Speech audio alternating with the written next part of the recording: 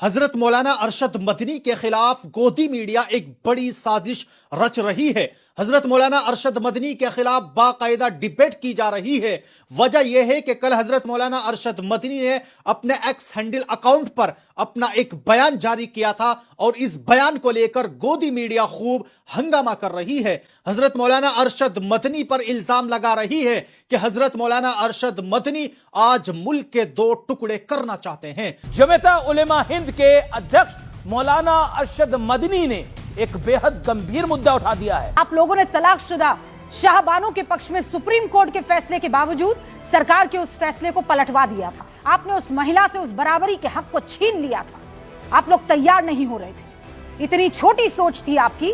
दोस्तों, हम आपको हजरत मौलाना अरशद मदनी ने जो बयान जारी किया है हम आपको वो पूरा बताएंगे। फिर आपको फैसला करना है कि क्या वाकई हजरत मौलाना अरशद मदनी का जो ये बयान है ये मुल्क के खिलाफ है, मुल्क के कानून के खिलाफ है या किसी पार्टी के खिलाफ है। आइए दोस्तों, हजरत मौलाना अरशद मदनी के उस बयान के ताल्लुक से बात कर लेते हैं। पहले हम आपको हजरत मौलाना अरशद मदनी के इस पूरे बयान का एक छोटा सा वो हिस्सा सुनाना चाहते हैं कि जिस बयान पर सबसे ज्यादा गोदी मीडिया हंगामा कर रही है। हजरत मौलाना अरशद मदनी ने अपने इस बयान में कहा है कि महात्मा गांधी के कत्ल के बाद अगर फिरका परस्ती के सरों को सख्ती से कुचल दिया जाता तो मुल्क तबाह होने से बच जाता।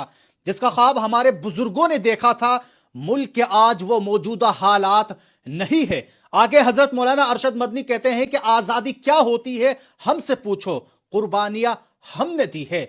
बात कुछ अजीब सी है, लेकिन एक हकीकत यह है कि आजादी के बाद कांग्रेस ने अपने दौरे इख्तिदार में मजहब की बुनियाद पर नफरत की सियासत पर जो लचकदार पॉलिसी इख्तियार की, उसने मुल्क और आइन दोनों को सख्त नुकसान पहुंचाया। आज आजादी के 76 साल बाद भी जिस तरह आइन और जमहूरी कदरों को मिटाया जा रहा है, उसका तसव्वुर आजादी के हमारे कायदीन ने भी नहीं किया होगा। जिन खतूत पर आज हिंदुस्तान के आइन की बुनियाद रखी गई थी, अगर उन्हीं खतूत पर आइन को भी पूरी तरह ईमानदारी के साथ नाफिज कर दिया जाता तो आज हमें ये दिन न देखने पड़ते। ये बात हम यूं ही नहीं कह रहे हैं, बल्कि तारीखी तौर पर यह एक अफसोसनाक सच है कि कांग्रेस के कायदीन ने न जाने किस खौफ से रोज अव्वल से मजहब की बुनियाद पर नफरत की सियासत की मुखालिफत पर एक लचकदार पॉलिसी इख्तियार की। फिरका परस्त कुव्वतों के साथ नरमी बरती गई। आइन व कानून के मुताबिक उनके खिलाफ सख्त कानून कार्रवाई से गुरेज किया गया, जिसके नतीजे में फिरका परस्त ताकतों को खूब फन्ने फोड़ने का मौका मिला। महात्मा गांधी के कत्ल के पीछे फिरका परस्त ताकतों का हाथ था। अगर उसी वक्त फिरका परस्ती के सरों को कुचल दिया जाता तो मुल्क को तबाह होने से बचाया जा सकता था। तकसीम के बाद मुल्क में फिर जब मुस्लिम फसादात शुरू हुए तो उन्हें रोकने के लिए महात्मा गांधी ने व्रत रखा। फिरका परस्त ताकतों, यहां तक के कांग्रेस में मौजूद बाज बड़े लीडरों को यह बात अच्छी नहीं लगी और वो उनके खिलाफ हो गए। बिल आखिर उन्हें मौत के घाट उतार दिया गया। हमारी नजर में महात्मा गांधी जैसे अजीम शख्सियत का कत्ल मुल्क के सेकुलरिज्म का कत्ल था, मगर अफसोस उस वक्त कांग्रेस की क़ियादत को जो करना चाहिए था वो उसने नहीं किया। जमियत उलमा हिंद की क़ियादत मुसलसल कांग्रेस की क़ियादत से यह मुतालबा करती आई है कि फिरका परस्त के इस जुनून को रोकिए, मगर अफसोस इस मुतालबे पर संजीदगी के साथ तवज्जो नहीं दी गई, जिससे फिरका परस्तों को मौका मिल गया। आज की नस्ल इस तारीख से भी लाइल्म है कि आजादी से पहले ही जमियत उलमा हिंद के अकाबिरीन ने कांग्रेस लीडरों से एक तहरीरी वादा लिया था कि आजादी के बाद मुल्क का आइन सेकुलर होगा, जिसमें तमाम मजहबी अकलियतों को मुकम्मल मजहबी आजादी हासिल होगी।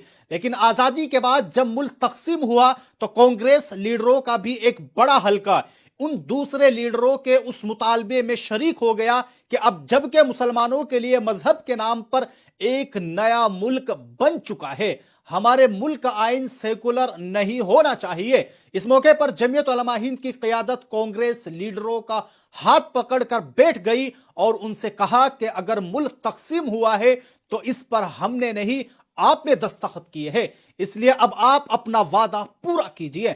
चुनांचे एक सेकुलर आइन तैयार हुआ, लेकिन फिरका परस्ती की जड़ें अंदर ही अंदर گہری ہوتی جا رہی تھی۔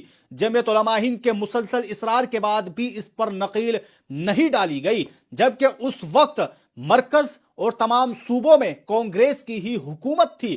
اگر وہ چاہتی تو اس کے خلاف سخت قانون سازی کر سکتی تھی، مگر اس نے جو لچکدار پالیسی اختیار کی تھی اس کے نتیجے میں فرقہ پرست طاقتیں اور طاقتور بنتی چلی گئی۔ ملک کی آزادی میں قربانی دینے والے ہمارے بزرگوں نے جس ہندوستان کا خواب دیکھا تھا وہ یہ ہرگز نہیں۔ ہمارے بزرگوں نے ایک ایسے ہندوستان کا خواب دیکھا تھا جس میں بسنے والے تمام لوگ ہمیشہ کی طرح نسل، برادری اور مذہب سے اٹھ کر امن و آتشی کے ساتھ رہ سکیں۔ آزادی ہی نہیں، ملک کی کوئی بھی تاریخ ہندوستان کے علماء کرام کے ذکر کے بغیر کبھی بھی مکمل نہیں ہو سکتی ہے۔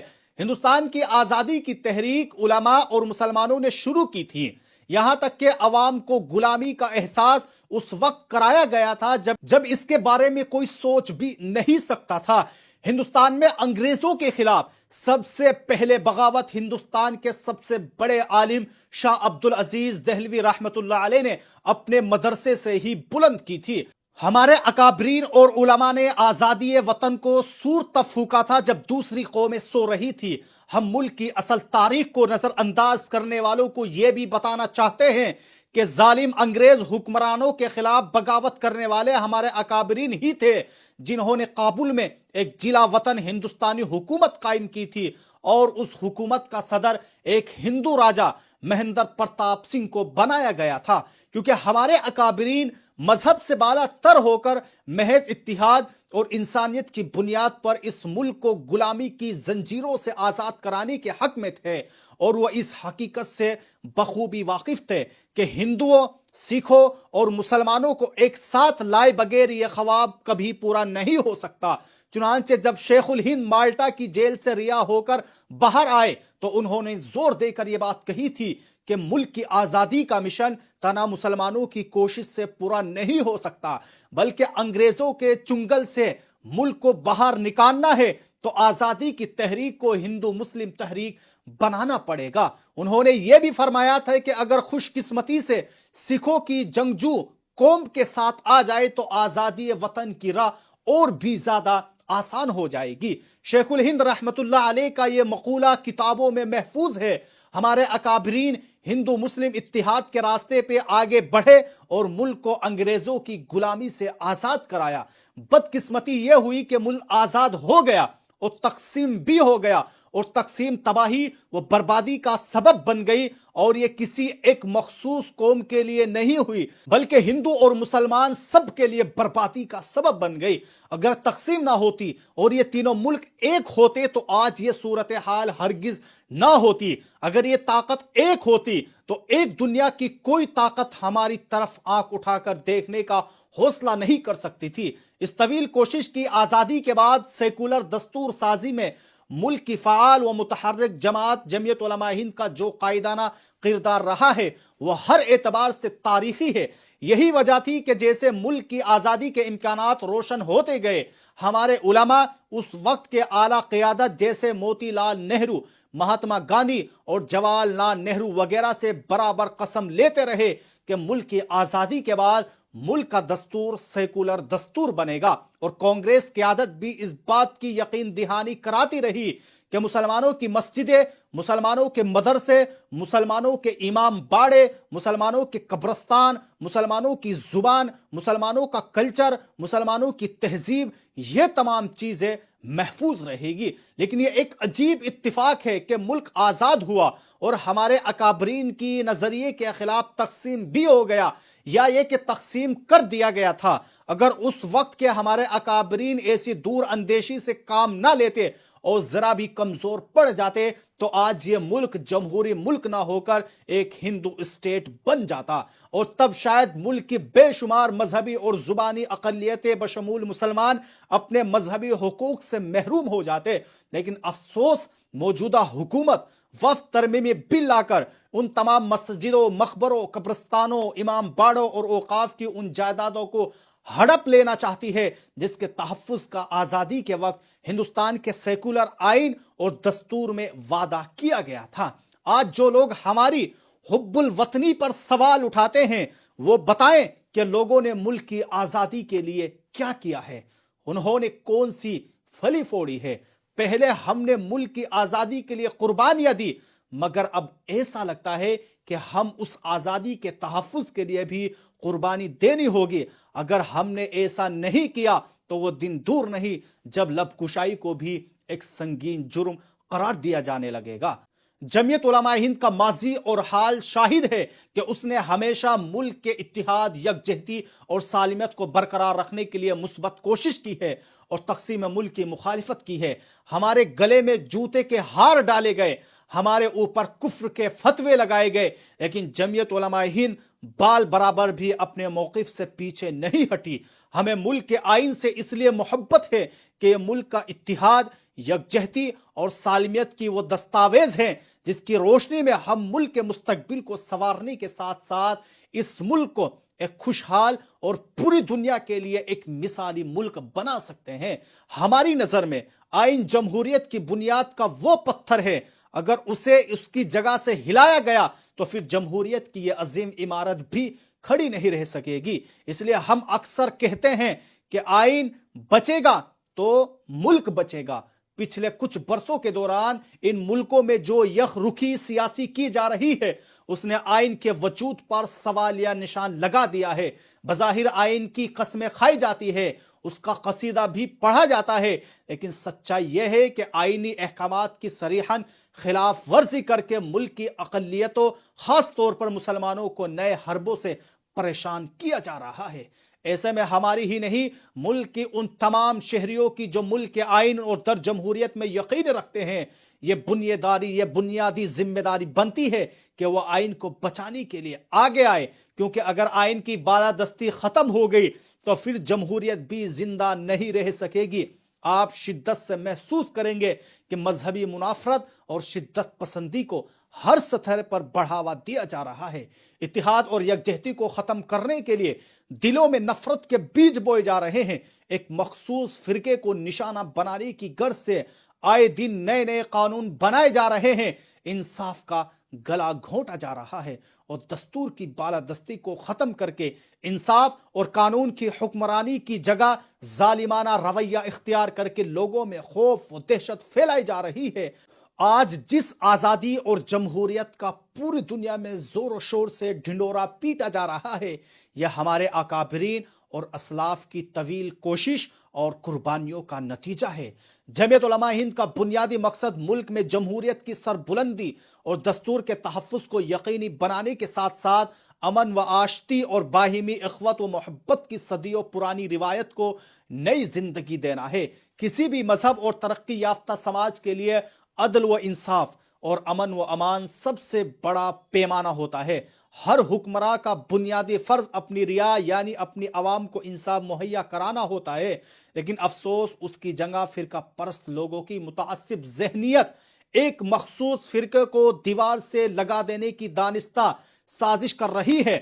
نوجوانوں کو تعمیری کاموں میں لگانے کے بجائے تخریب اور نفرت کا آلہ کار بنایا جا رہا ہے۔ متعصب میڈیا جھوٹ اور اشتعال پھیلانے کا سب سے بڑا ذریعہ بن گیا ہے۔ یہ کس قدر افسوسناک ہے کہ ایک طرف آئین کی قسمیں کھائی جاتی ہے تو دوسری طرف آئین کے رہنما اصولوں کی دھجیاں اڑاتے ہیں۔ ایک مخصوص فرقے کے ساتھ کچھ اس طرح کا سلوک برتاؤ کیا جا رہا ہے گویا اس کے پاس اب کوئی آئینی اختیار نہیں رہا۔ ملک کی اقلیتوں کو مطمئن کرنا کسی بھی حکمراں کی ذمہ داری ہوتی ہے، مگر ہو یا رہا کہ ملک کے سیکولر و کردار پر مسلسل حملے ہو رہے ہیں، مدارس پر تالے لگائے جا رہے ہیں، مساجد کو شہید کیا جا رہا ہے، مذہبی آزادی کو ختم کیا جا رہا ہے، کھانے پینے پر پابندی لگائی جا رہی ہے، یہاں تک کہ ہم سے ہمارے جینے کا حق بھی چھینا جا رہا ہے۔ اور یہ سب تب ہو رہا ہے جب وہ سیکولر آئین اب بھی اصل شکل میں موجود ہے، جس میں ملک کی اقلیتوں کو خصوصی اختیار ہی نہیں بلکہ مکمل آزادی ضمانت بھی دی گئی ہے۔ یہی وہ سیکولر آئین ہے جس کے لیے ہمارے اکابرین 150 سال تک ملک کو غلامی سے آزاد کرانے کے لیے قربانیاں دیتے رہے۔ اور افسوسناک بات یہ ہے کہ خود سیکولر کہنے والی بعض سیاسی پارٹیاں महज इख्तिदार का फायदा उठाने के लिए, फिरका परस्त ताकतों को खुश करने के लिए और उनकी हिमायत करने के लिए, जो जिस तरह एक मुस्तहकम जमहूरियत के लिए नेकफा नहीं है, नफरत की सियासत को उरूज हासिल हो गया है, हर सतह पर नफरत की आबियारी की जा रही है। जो लोग ऐसा कर रहे हैं, हम साफ तौर पर उनसे कहना चाहते हैं कि नफरत की सियासत मुल्क के साथ वफादारी नहीं, बल्कि मुल्क के अमन और सुकून और इत्तिहाद के साथ सबसे बड़ी गद्दारी है। जो लोग मजहब के नाम पर नफरत फैलाते हैं, वो कभी मजहब के नुमाइंदा नहीं हो सकते, क्योंकि दुनिया का हर मजहब अमन, मोहब्बत और बाहिमी एहतराम का पैगाम देता है। इसलिए मुल्क के हर शहरी, हिंदू और मुसलमान वगैरह की जिम्मेदारी है कि वो फिरका परस्ती के मुकाबले में अमन, इत्तिहाद और भाईचारे को बढ़ावा दे और नफरत की सियासत के खिलाफ खुलकर सामने आए, क्योंकि अब हालात जिस कदर धमाका खेज हो चुके हैं, उसको देखते हुए अगर अब भी खामोशी इख्तियार नहीं की गई तो नफरत की ये सियासत मुल्क के अमन व इत्तिहाद के लिए एक संगीन जुर्म बन जाएगी। तो बहरहाल दोस्तों, आप सब लोगों ने देखा कि किस तरह हजरत मौलाना अरशद मदनी ने अपने एक्स हैंडल पर अपना यह बयान जारी किया, और जिसके बाद गोदी मीडिया ने एक हंगामा बर्पा कर दिया कि हजरत मौलाना अरशद मदनी तो मुल्क के खिलाफ एक बड़ी साजिश कर रहे हैं। अब आप लोग खुद फैसला कर सकते हैं कि आखिरकार हजरत मौलाना अरशद मदनी ने अपने इस बयान में ऐसी क्या बात कही है कि जिससे मुल्क को खतरा हो सकता है या मुल्क को नुकसान हो सकता है। आप लोग खुद फैसला कीजिए और आप लोग हमें कमेंट बॉक्स में जरूर बताइए। इस वीडियो को आप लोग ज्यादा से ज्यादा शेयर कर दीजिए।